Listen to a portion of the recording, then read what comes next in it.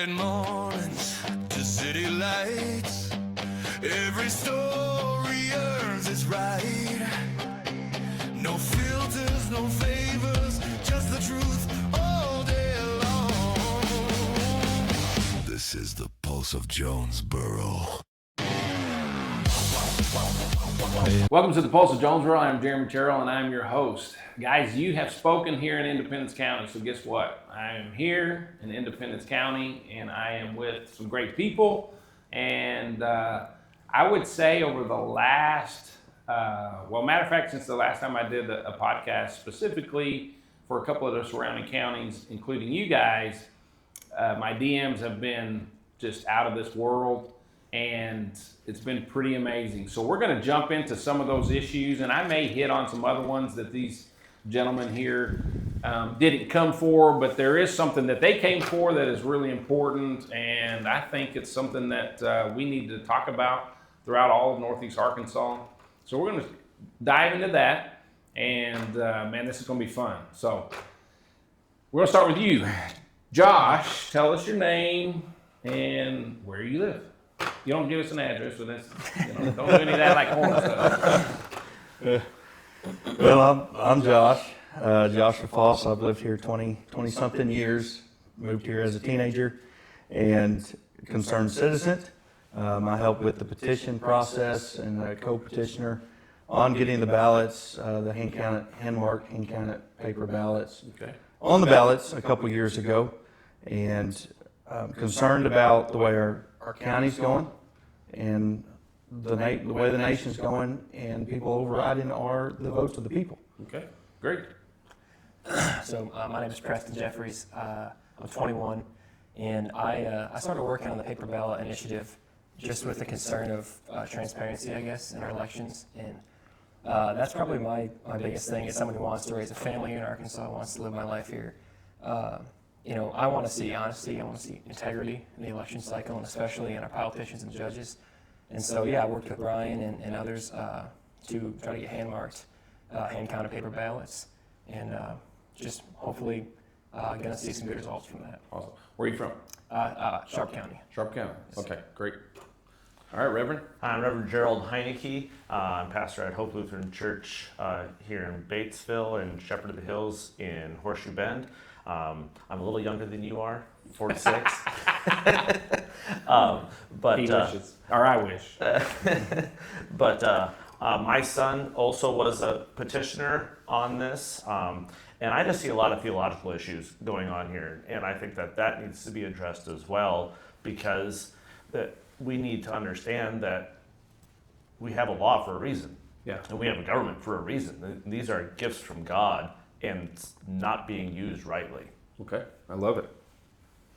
I'm Brian Norse, lead petitioner for the Independence County paper ballot ordinance of 2024, and also a candidate for Arkansas Secretary of State, and which is basically just an extenuation of this entire process, because every time we cross a hurdle, they put a roadblock in front of us, and it's kind of led me to running this race beyond wanting to fix some economical issues across the state. It's one of the key motivating factors as to why I'm here, because of the issue with Independence County and how we were treated by our state government and local government. Okay, so let me just kind of round this out, and then we're going to get into the topic at hand here, along with other topics that a lot of Independence County people wanted to hear, and Sharp County, believe it or not, had a lot of Sharp County.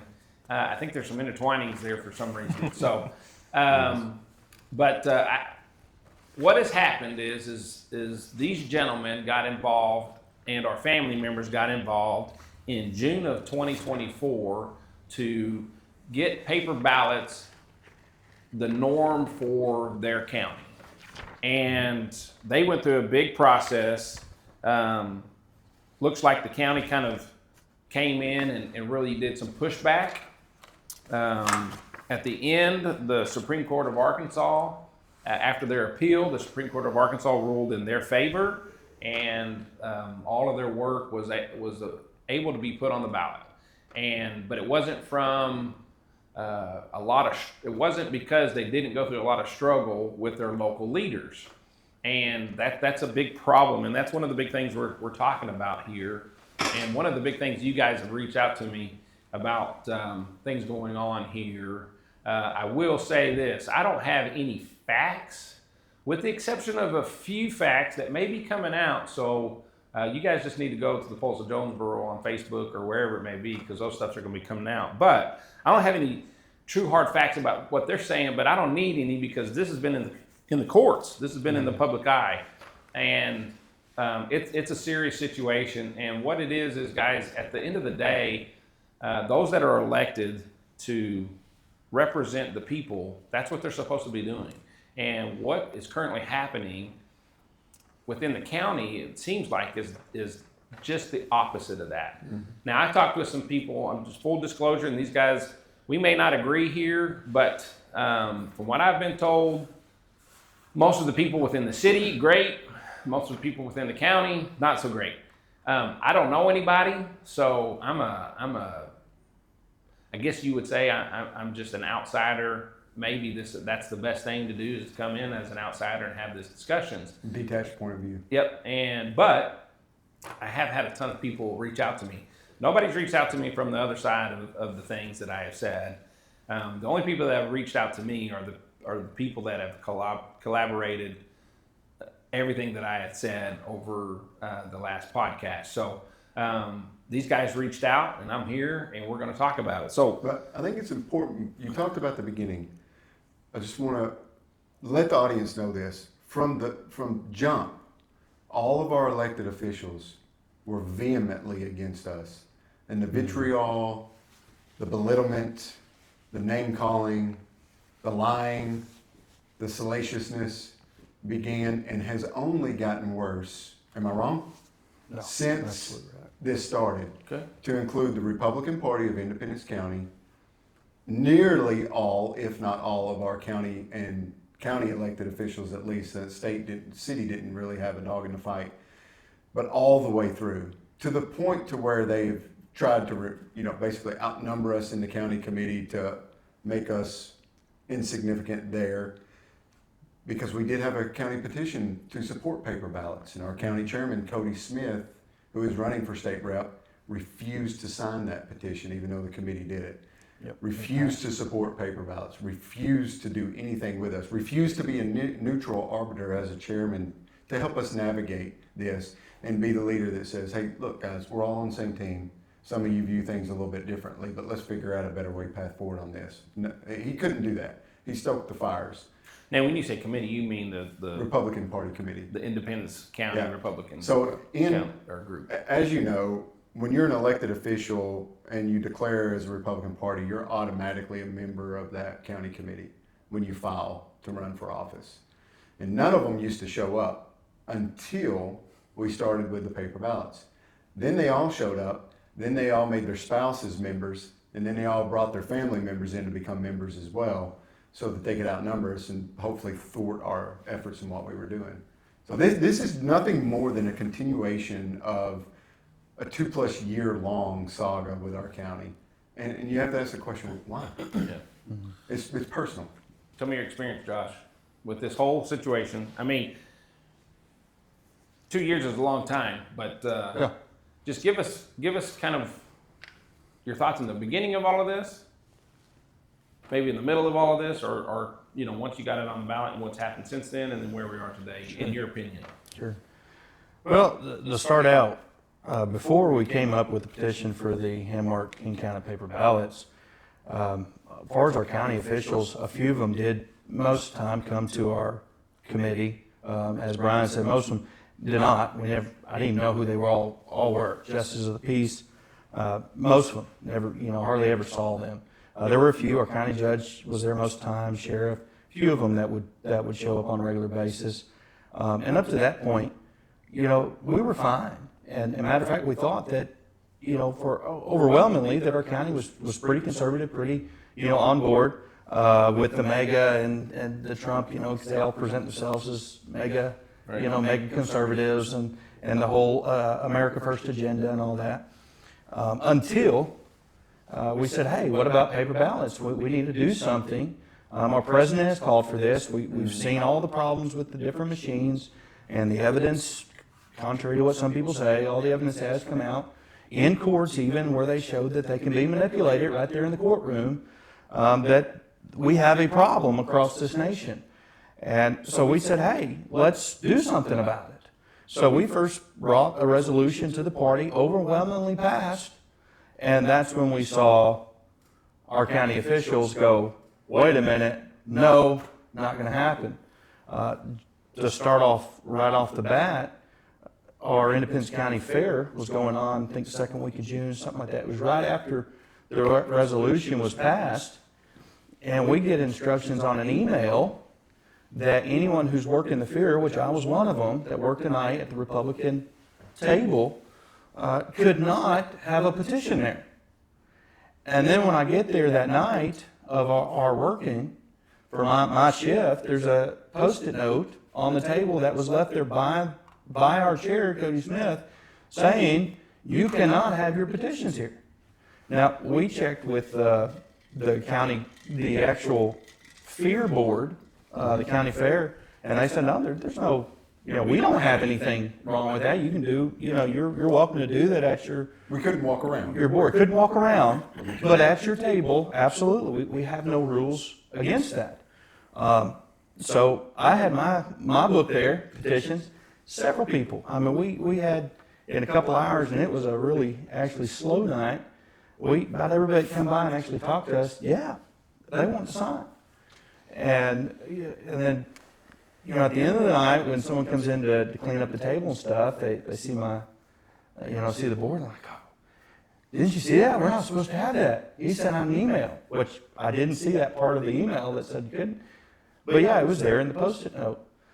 My opinion is, if our committee votes overwhelmingly that we support this, then there shouldn't be a problem with our committee going forward with this. And so that's where it started, and it hasn't gotten any better. Since then, of course, they fought us all the way to the Supreme Court, as Brian said. We've gotten the cold shoulders. All of a sudden now we come into the committee, and it's like, stay away from him. Literally one side and the other side. Everybody sits on right and left. And we're not calling names and stuff. But as this went on, they lied about us. Flat out just lied. They did interviews. KIT 8 News had done interviews. They even interviewed me at the community center. Unbeknownst to me, had their little recorder. The lady had her recorder down at the site.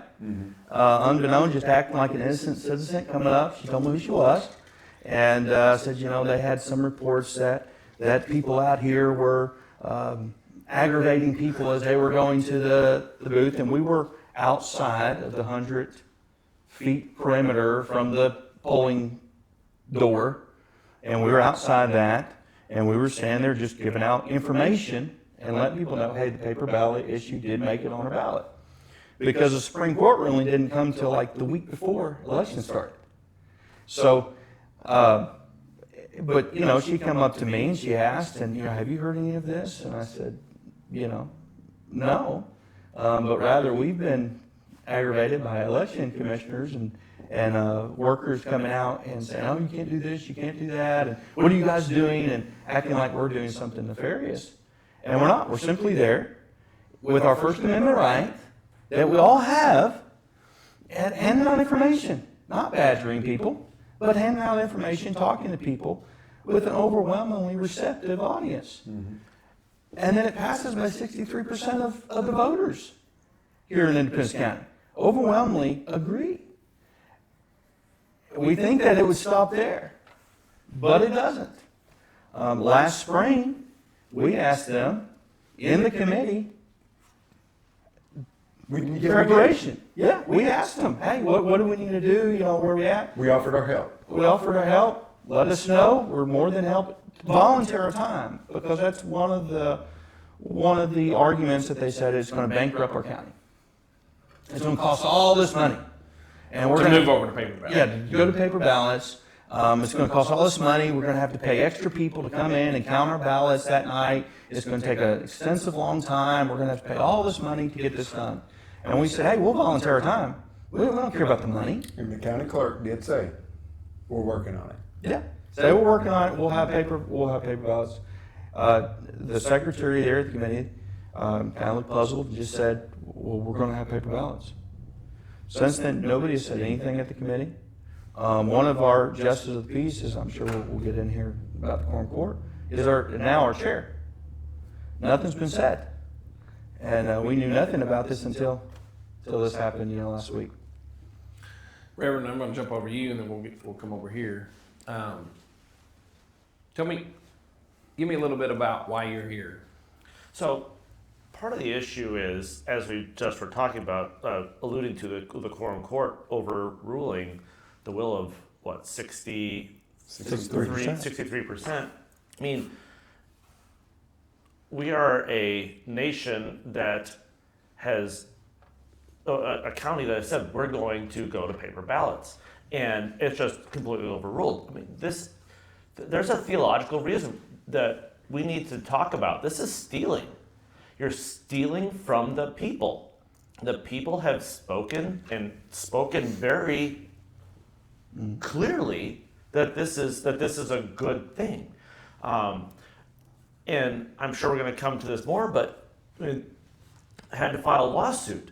I mean, so now Independence County is going to steal from the people because they're going to have to continue to go to courts with this. Well, the money is now going to be wasted from the county on a lawsuit that is never should have had to be filed in the first place, where they could be using this money on a wide array of other important projects within the town, within the county. Like the election. Like the election. Or I keep hearing about homelessness. I keep hearing about poverty. Hey, we could have used that money on a whole lot of other good things, and no, instead we steal from the people. Well, and changing over from machines to paper ballots. They could be using that money to Well, do that. since before you move to him, and I'm not going to steal from you, but they allocated over $180-something thousand for the election of Independence County, earmarked for paper ballots. Through the FOYA that I submitted, we found that out. They spent less than $3,000 of that money earmarked for paper ballots, and there were requests from the election commission officers for training, and they just kept saying wait. So they didn't spend, $170-something thousand of money that was earmarked for paper balloting transition for over 13 months, meaning 2 years. Almost 2 years. Yeah. Meaning that they knew what they were going to do. They knew what they were going to do. Which goes to his money thing. Sorry, I didn't want to Go jump ahead, in. keep going. Well, and so you think about the stewardship of time as well. I mean, look at all the time that's being wasted on this when you could be preparing your people for the vote, and instead of this nonsense that's going on. So the ramifications, and here we also have the fourth. You think about the commandment of honor your father and mother. We oftentimes think of honor your father and mother as just being parents, but this is all authorities. And if the authority of the government is also to listen to the people, because the people are the ones who do vote, and they have said this. So it looks. I mean, you talked about earlier about people saying that you're badgering. We don't even know how to have a conversation. We need to learn how to have a conversation with one another without getting our panties in a bunch, being mad. Just have a conversation. Why are you doing this? And instead, what do we got to do? We have to go to a court case. It's ridiculous. Yeah. And how many times did we try to have a conversation? Especially me. You remember those committee meetings? Yeah. And they would just berate me. Yeah. Yeah, multiple times. And when we would tell them, hey, let's talk about it. Like there's nothing to talk about. Or wouldn't even return text. Even share. Explain that just a little bit. Explain what you just said there. So during this entire process, when we would go to the committee meetings, it would be very hot. You could feel the temperature in the room when you walked in. And we basically didn't have a functional meeting for probably 4 or 5 months because it all divulged into this issue, in which they would start out, since I was the lead petitioner, I guess, or I was the face of it or whatever, it would be directed at me 100%. And every time I would stand up and I would purposely just wait for extended periods of time for them to quit talking. And I would just calmly talk back, well, this is why we want to do it. And then I'd be interrupted and go over. And just trying to, at length, show calm, show a willingness to work, show professionalism. I might have lost my cool maybe once or twice, but by and large, I did my absolute best to do that, to conduct myself in that manner. But they just wouldn't allow it.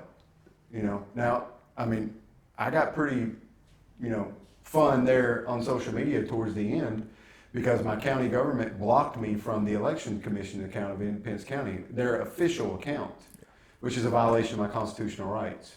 And you were the vice chair. And I was the vice chair, and they would not allow me to have access to social media at all. So they were using the Republican Party's Facebook account to advocate against paper ballots, and they were using the Election Commissioner's official page to advocate against paper ballots, and then blocked me from being able to counter the narrative. Even though the committee voted to move Yes, forward with. specifically that. Okay. Right, which is why we voted to actually remove Cody as chairman. We had a special meeting and everything, but because they had brought in all of the election officials and all of their spouses and everything, they had enough numbers for us to not remove him.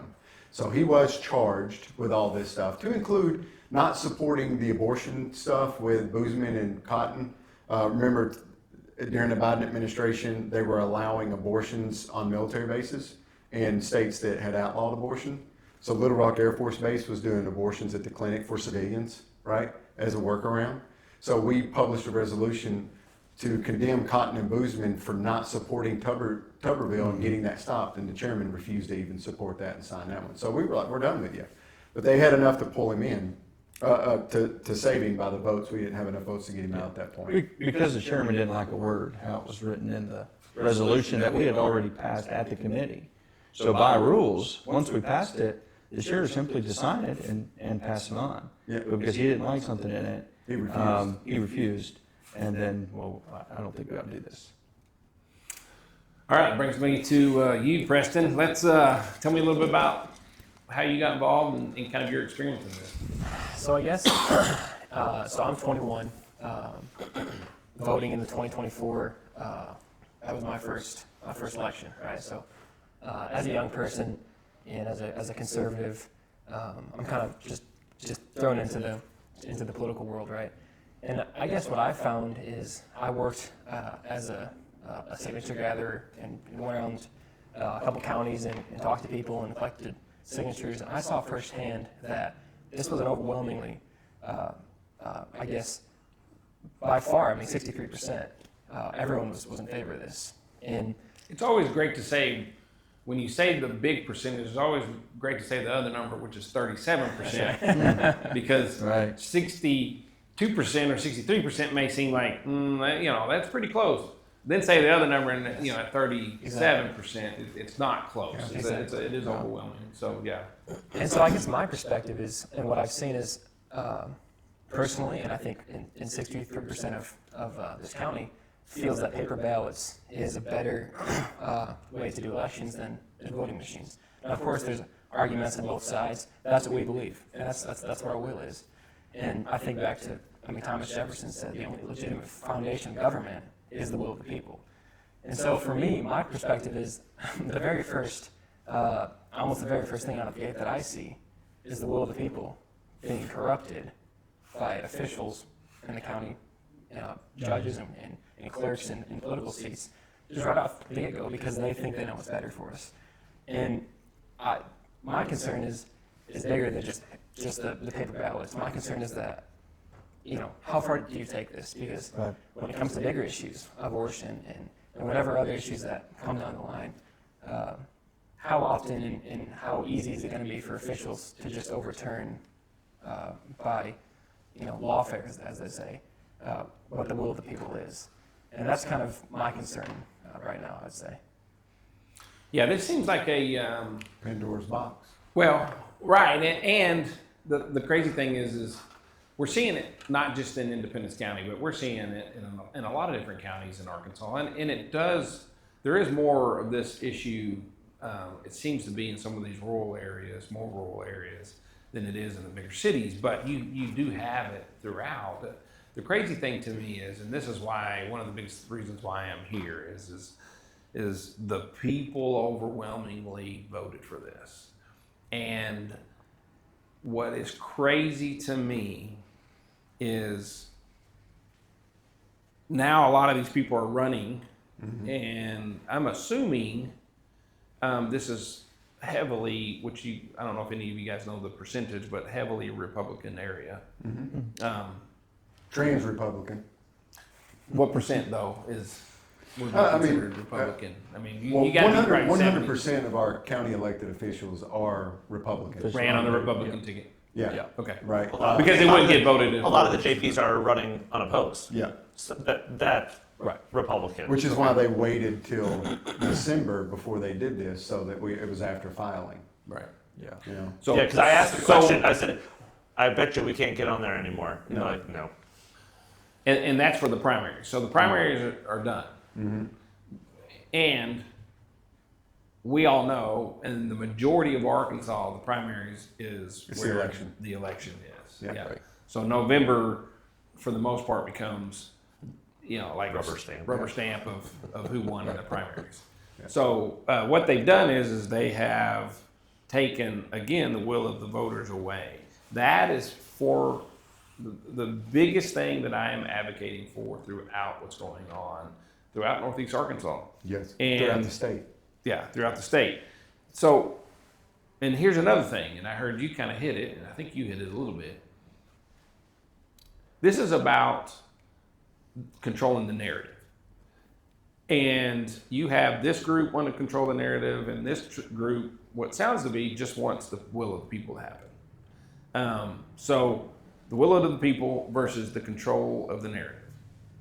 And the control of the narrative looks to be winning this go around because they're using craziness. And that craziness is, we're going to wait to the last minute, we're going to pull some strings, and the will of the people won't happen, and there's nothing they can do about it. They're acting unconstitutional, and that's what's going to be ruled.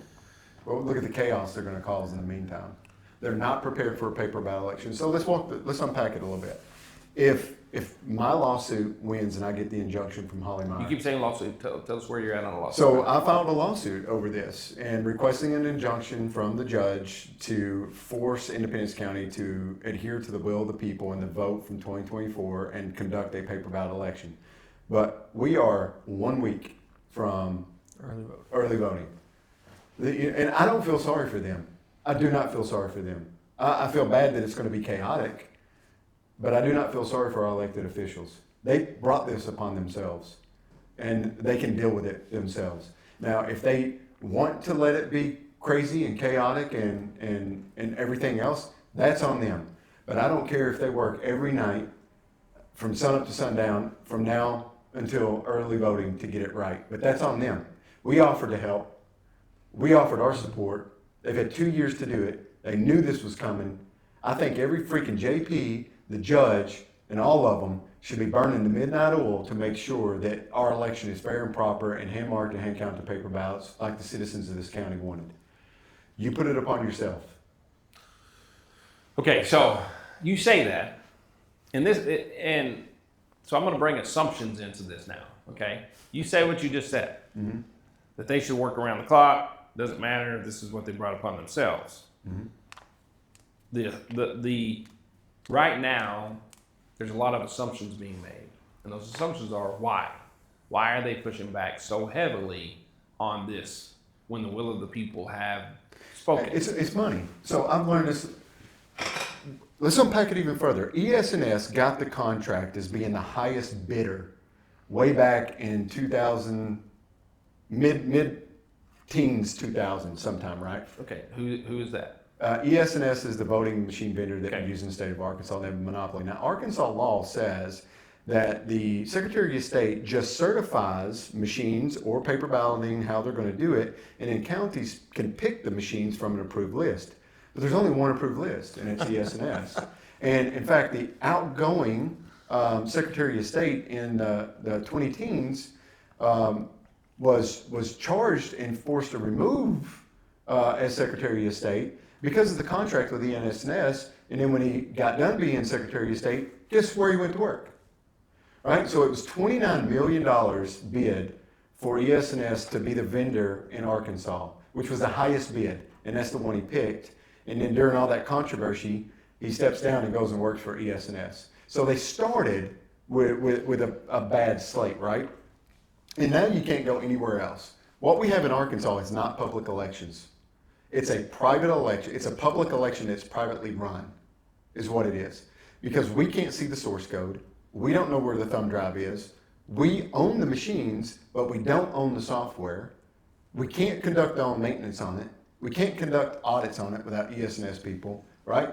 So we don't have public elections in the state of Arkansas. We have private run elections that are administered by a private company, and we can't FOIA what's going on inside these machines because the Supreme Court in Arkansas ruled that that is proprietary knowledge the entire way. Now, because there's a whole bunch of money, there's an organization called the Arkansas Association of Counties, the AAC. The AAC gets 1% of taxpayer funds from every county to them. And their motto is 75 counties, one voice, right? And they're supposed to lobby on behalf of the counties to get infrastructure, roads, bridges, things like that done for them. But during this process, we FOIA'd our county government, and we learned that the AAC and their attorneys were directing county attorneys like ours, Daniel Haney, on how to fight the paper ballot initiatives that were going across the state of Arkansas at that time. It wasn't just us. He collected signatures in Stone County. Cleveland County was also doing it. Faulkner County was doing it. Saline County was doing it. There was 9 different counties across the state of Arkansas that was doing it. And I believe there was 4 or 5 of them that had enough signatures to get on the ballot, but they negated them everywhere else except for Independence County and Cleburne. We met the signature threshold. We did not use out-of-state canvassers like everyone else did. We both went to the circuit court and we won, and the judge ordered that the clerks were to certify the petitions within 72 hours. Now, to the credit of my county clerk, she came back and certified the election within proper amount of time. Cleveland County's county clerk decided to wait till the last hour of the last day to certify because she knew of a little nuance in the law that if she did that, she would be inside of a 90-day period, which meant it was certified, but it could not be on the ballot for the 2024 election. It would be on the ballot in 2026. So the AAC told all of the county attorneys, hey, we've been looking at this group and they're using out-of-state canvassers. We're going to use a state statute that says that they can't use out-of-state canvassers, and we're going to declare their ballot title insufficient.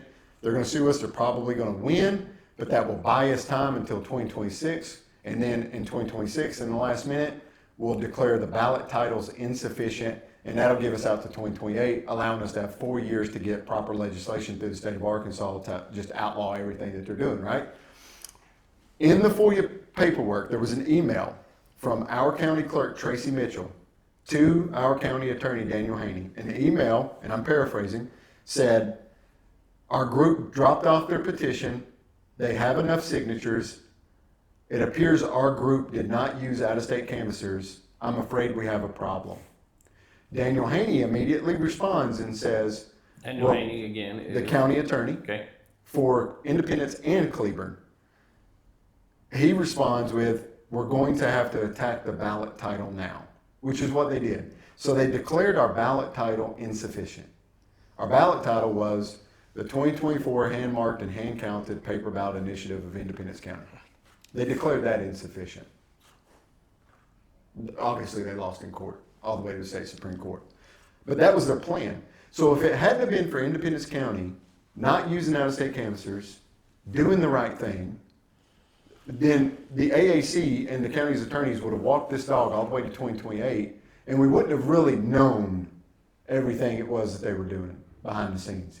But we threw a wrench in their plans, and it all kind of started to unwound.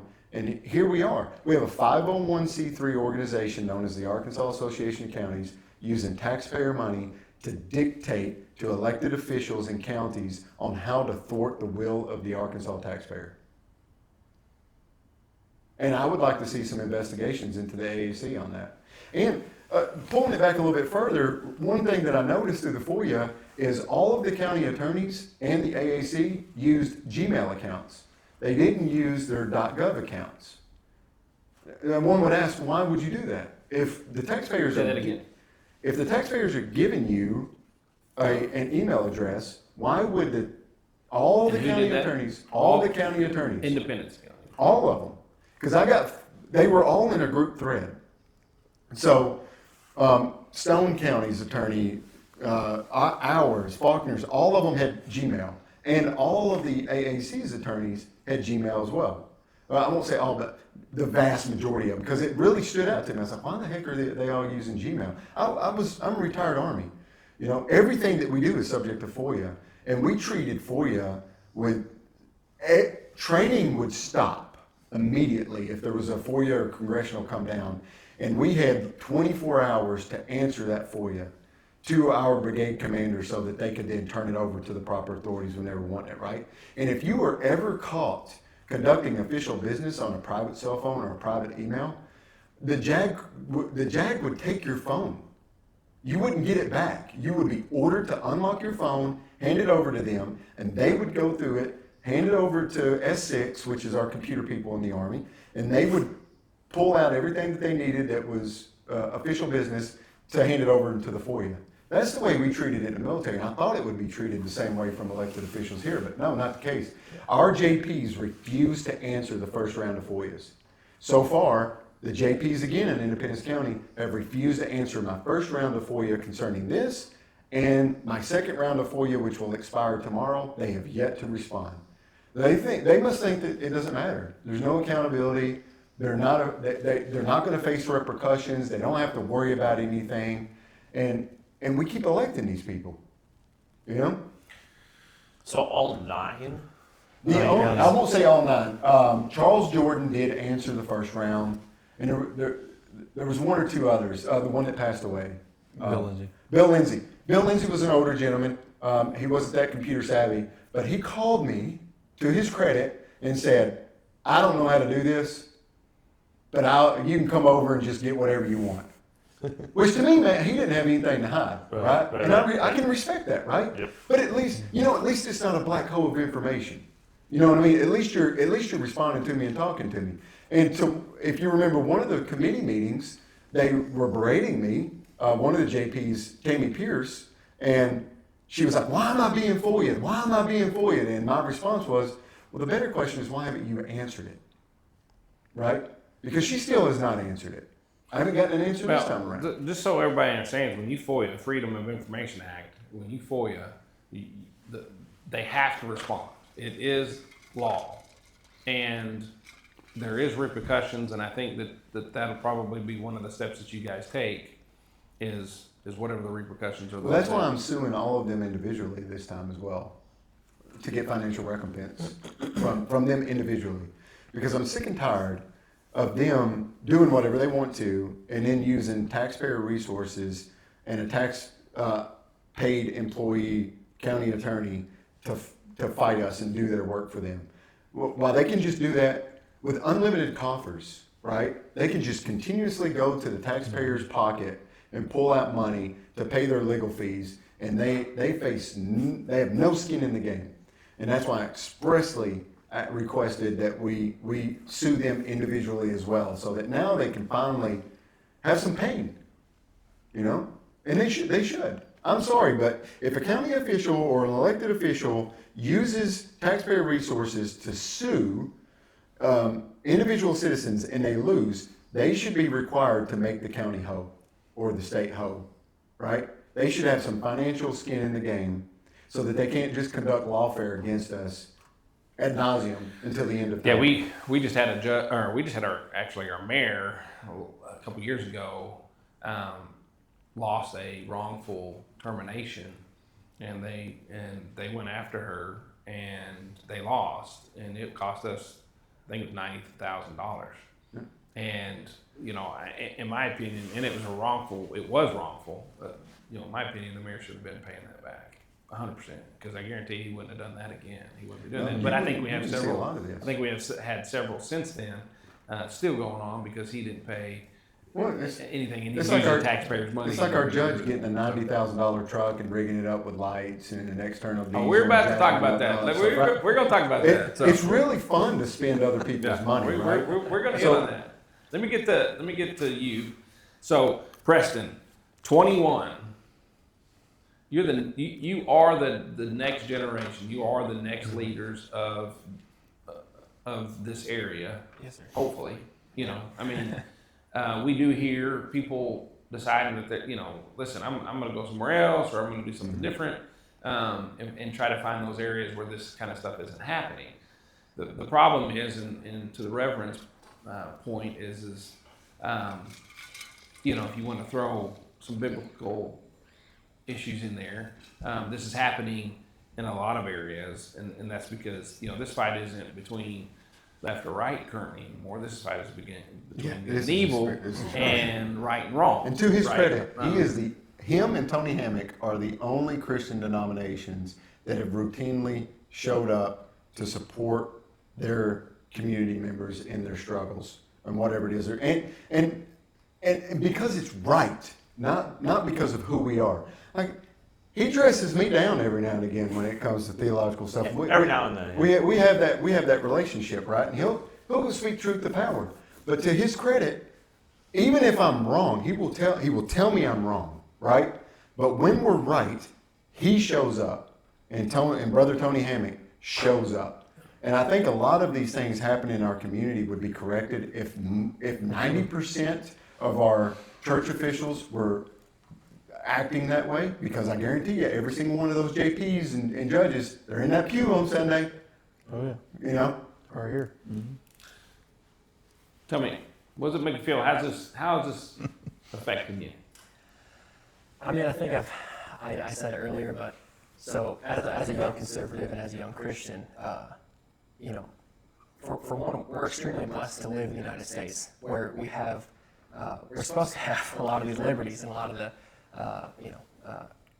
democracy to elect good, transparent officials who want to help the community, right? And I guess I wasn't alive then, but in the 70s and 80s and 90s, I said 90s. Go ahead. Go home. The GOP was, from what I've understood, was sort of known as like the old boy network. And only since Donald Trump's come in 2016, it's kind of become the grassroots, middle class, lower class, just everyday people party. And what I've found, and I think even some of my colleagues and my friends and families, there's just a lot of disappointment, I'd say, in some of the old boy network feeling that we have in this county and other counties as well. And I guess it's just really a cry for transparency. And I think it does fall on us to elect the right politicians and the right judges. But it just, for me, it really comes down to the basic fundamental that, the will of the people is a much safer, or more reliable source than a handful of people in charge. You hit the nail on the head, in my opinion, when it comes to what you just said, and that is the will of the people. So what we fight with on a day-to-day basis is, and I said it a minute ago, is the narrative. You got this group of elected officials that want to control the narrative.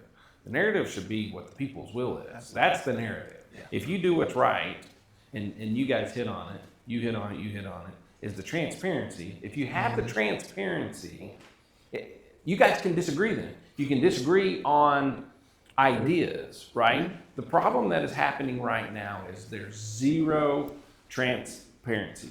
Zero. And with that comes assumptions. I know you don't know this saying maybe, but there is a saying out there about assumptions, and assumptions make a fool out of you and me both. Yeah. And so what happens is when you have no transparency, everybody just starts with assumptions, and everybody starts making their own ideas about why in the world this is happening. So let me tell you real quick what I've been hearing off of social media towards me when I made this last one. And these are the assumptions mixed with facts, okay? Because I've seen some, I have some, and this is very concerning to me about Independence County, because they all, like I said, the majority of everybody is saying, man, we love the city, the county is killing us, okay? So we said this, but I'm gonna say it really clear. They did this. It was overwhelmingly done by the will of the people. 9, and how many justice of the peace are there? 9. Okay. So 2 didn't vote. 2 didn't vote, but I call it 9-0. Okay. They didn't show up. So 2 didn't show up to vote on this. The other 7 voted against the will of the people, and the judge did nothing about it. That, in my opinion, Independence County should be the one and only thing that you guys should be voting on. There's probably a litany of other things that you guys should be voting on, but the one thing that you guys should be voting on this election is the judge, and if they're, and I know that he's got a candidate or somebody running against him, but the JPs probably don't, but maybe there is a few. The will of the people 100% should be done. And if they are not doing the will of the people, you need to vote them out. And hopefully the next one does the will of the people. And if that one doesn't do the will of the people, then you vote them out. And that's not happening. Currently, right now, I will say this, guys, and this is another thing that has really been worrying me about Independence County. You've got a group, and they're a bunch of bullies. You have some bullies here.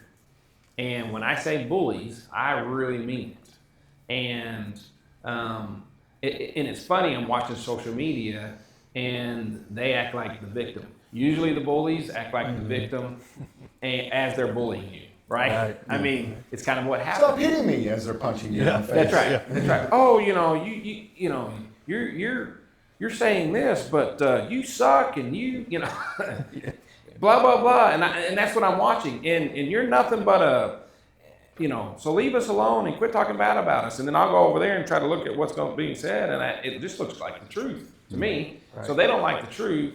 When you don't like the truth, Reverend, what happens?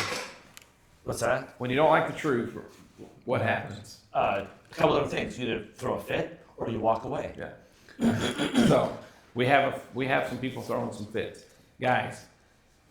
We're going to give each of them. We're going to hold him back because we're going to limit him to just a few minutes. But I'm going to let you guys close here.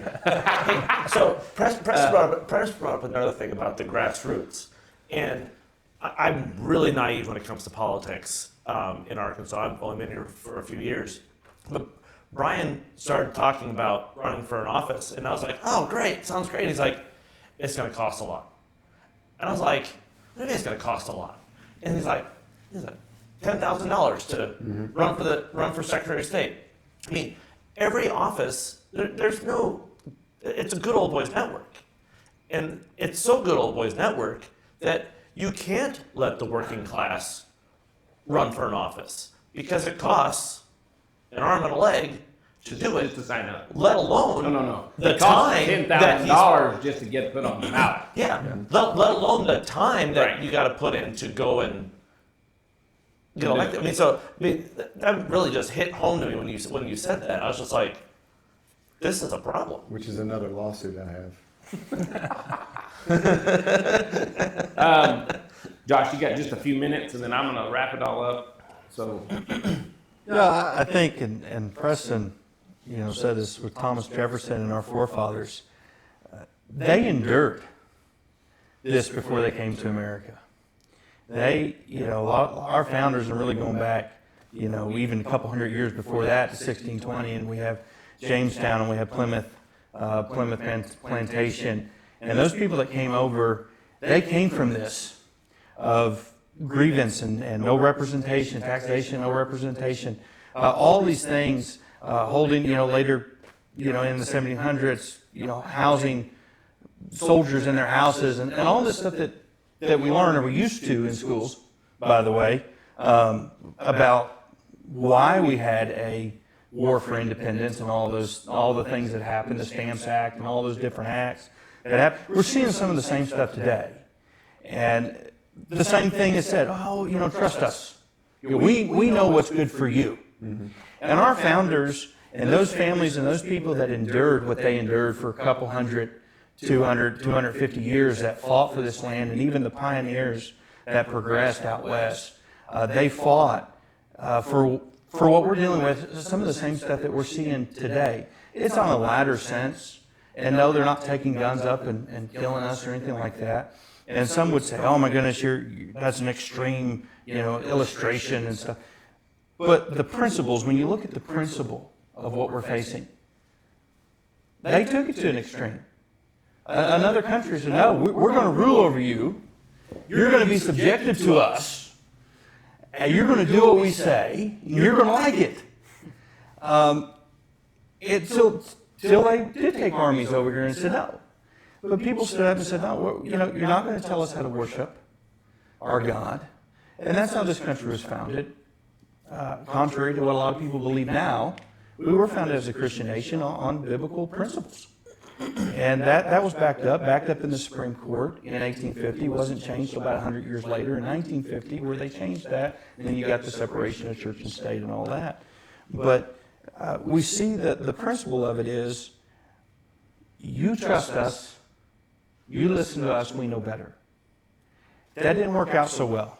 No. And it's not working out so well now. And we're seeing the same thing in Arkansas with our elected leaders, not just locally, but I was talking to a couple customers. I'm also a tech in construction. I have my own little business owner. And I was in Mountain View last night, matter of fact, with a couple people, and telling them some of the stuff that's going on here. And they were relating to me some stuff that was going on in Stone County that's similar to this. And then some of the things, even with the governor and the prison, Franklin Prison and stuff, a lot of the stuff they didn't even know about. Mm-hmm. We keep this off the television. But at the same time, we say we're transparent and we care about the vote. It's interesting to me that the county judge, Kevin Jeffrey, in this article where they tell us that the quorum court overruled 63% of the voters, says, he's quoted as saying, that we care about the voice of the people. How can you say you care about the voice of the people when you just turn around and say, no, we're not going to do it that way? 63% of the vote. And that's just the people that actually voted. Unfortunately, we have a very low vote turnout. And some of that is based upon things like this that we're talking about. Very scary. Because people, what's the point of my vote? Well, Doesn't matter. And I've been told that people are scared around here. People get bullied around here. I have seen proof of that bullying. I have screenshots of text messages from attorneys, within the county trying to bully. It's crazy what's happening here in Independence. And like you said, I don't think that you guys are the only ones. But man, right now I can tell you that I believe Independence County's had enough. I think the majority of the people of Independence County have had enough. And I think it's really important to understand that for the voters and the people listening to this it should be your voice. And if it's not your voice, you guys need to show up. It should be so overwhelming that those that have been doing what they have been doing to your county are held accountable. I'm going to say this, and actually I'll give you 2 minutes, and I'm going to then wrap it up. So 2 minutes. I know you want to wrap something up. Oh, absolutely. I think from a lot of people, if you're not affected by maybe some of the bullying and the pressure around here, for a lot of folks maybe watching this or hearing about this, they might feel like, well, what's the big deal? Like, it sounds like it's just maybe just sour grapes, or like maybe just upset that they lost or whatever. But I think the reality is this is really a canary in the coal mine. And the name Republican or GOP means nothing if not the traditional values that we hold, which is the voice of the people. And so maybe to you, just to somebody listening, this isn't a big deal, right? But the reality is this should be, I guess, a precursor. They should understand that if 63% of the vote is overturned that quickly, that easily, maybe their life's not affected too much today, but it will be tomorrow. And I think 100%. that's something that we should be thinking about in calling our politicians out on. Well, the thing is the politicians have lost is the understanding that you're going to win some and you're going to lose some. And when you lose, it's okay because the will of the people.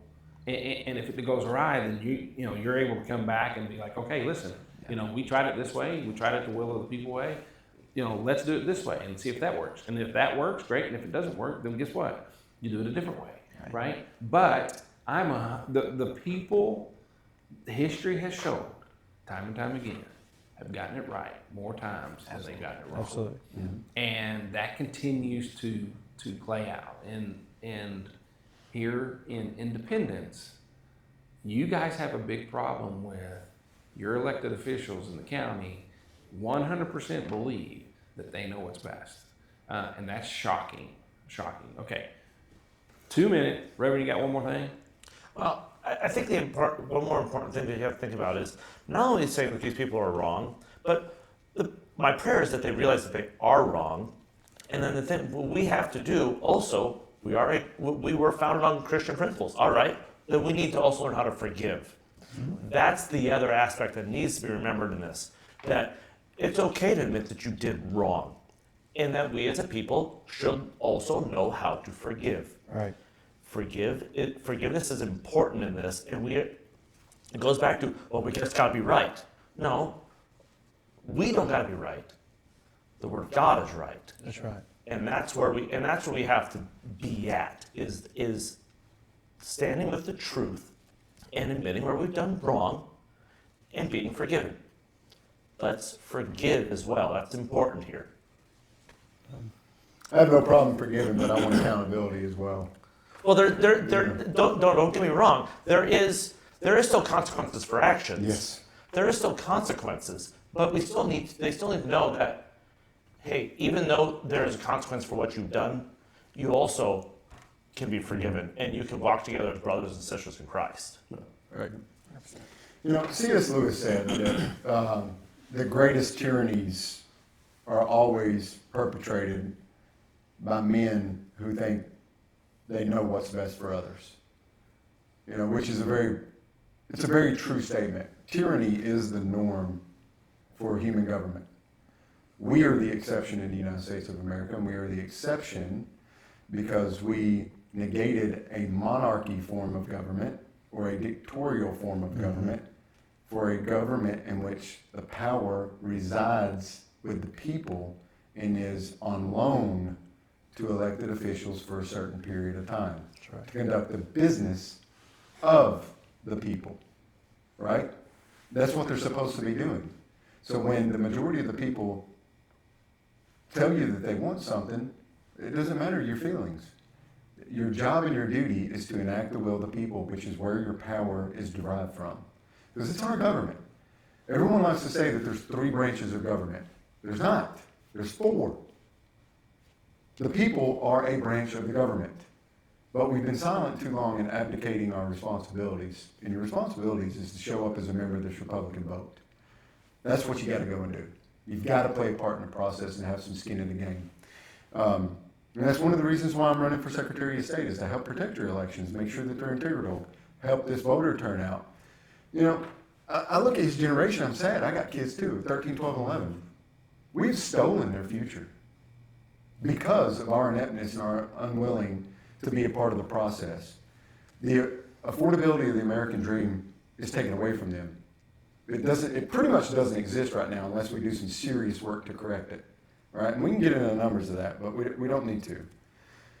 But I'm upset about that. I'm upset about a lot of things. But this is home, and what happened here in my home, despite my service, despite everything, there's 1.3 million gravestones around this world with a service member laying underneath it that paid the ultimate sacrifice for your right to vote, for the idea of this Republican, not for a Democrat, not for an independent, not for a Republican, for the idea of America and what we stand for.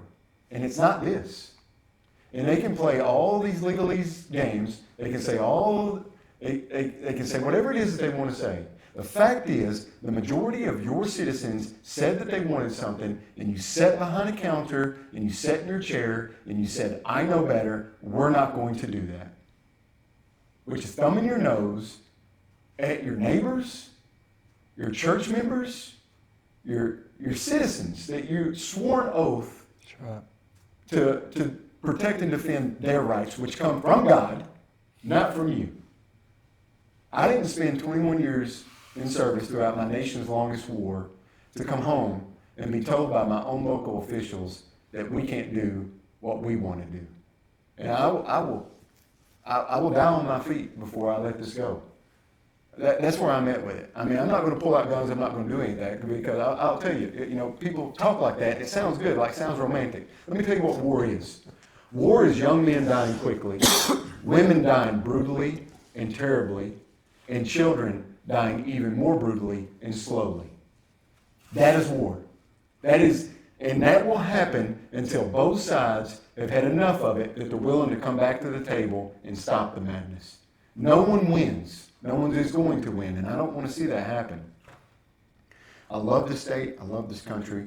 I am beyond upset with the behavior of our elected officials, and I hope that what I'm going to do after this is a recall, because even though we can't put someone on the ballot and primary them, what we can do is a recall petition to recall them from their seat and then fill that seat with someone else. So absolutely, elected officials, I will once again lead a petition in this county for every single one of you, all 9, in which we find someone else to replace you and we recall you because you were inept in your duties, you were negligent in the performance of the oath of your office, and you need to face accountability for it. Guys, I appreciate you. Let me, one of the big things that I came to do this for is number one, to get your guys' story out. I think it's pretty amazing. Hopefully that this story maybe even makes it around the state, and hopefully it gets to the point where if other counties are doing this, maybe they think twice about that. It's only going to get out of state because of people like you are doing it. Because like you talked about mainstream news. I've done 2 interviews now with ABC, CBS, and other ones, 2 each. They have yet to air them, and some of them were over 2 months ago. Now, why will they not put mine out there, right? But they put everyone else's out there. One of them, 4029 News out of Northwest Arkansas, still has not published one of the interviews that I've done with them. Well, so it's going to take guys like you, man. Well, and that's probably why I'm doing it. That's probably why you're getting 800,000 views in just a few days. So I'm going to leave you guys with this, and I think it's important that I give you some of the information that's come my way, along with this wonderful meeting that we had and the information that is given. So I will say this. You've got a county judge race, and from what I know and from what I have seen, you guys got to become aware of who you're voting for. Now, I'm not saying that at some point in time there won't be receipts for illegal roads done. I won't say that there is receipts coming for like you alluded to, a $90,000 pickup truck for a county judge that's been pimped out and everything else. I won't say that there's been, in my opinion, what would be illegal favors for maybe state representatives and others. But I can tell you that I have seen some of these things, and it probably will be coming. The sheriff's race, guys, the cover-ups, the inability to run a jail, the inability to manage people. And I'm going to say this, and I'm going to leave it at that. I keep hearing this crazy thing about the sheriff being this, true blue working sheriff. Anybody that's touting that obviously knows nothing about what a sheriff really is supposed to do. So, it's great that a sheriff gets out, and I don't know the sheriff, and I don't know the judge, and I don't know the JPs. Have no idea who they are. All I can tell you is what has come across my desk, what has been in my DMs, and things that I've personally witnessed based upon some of the things that the people of Independence County have sent me, documentation and so forth.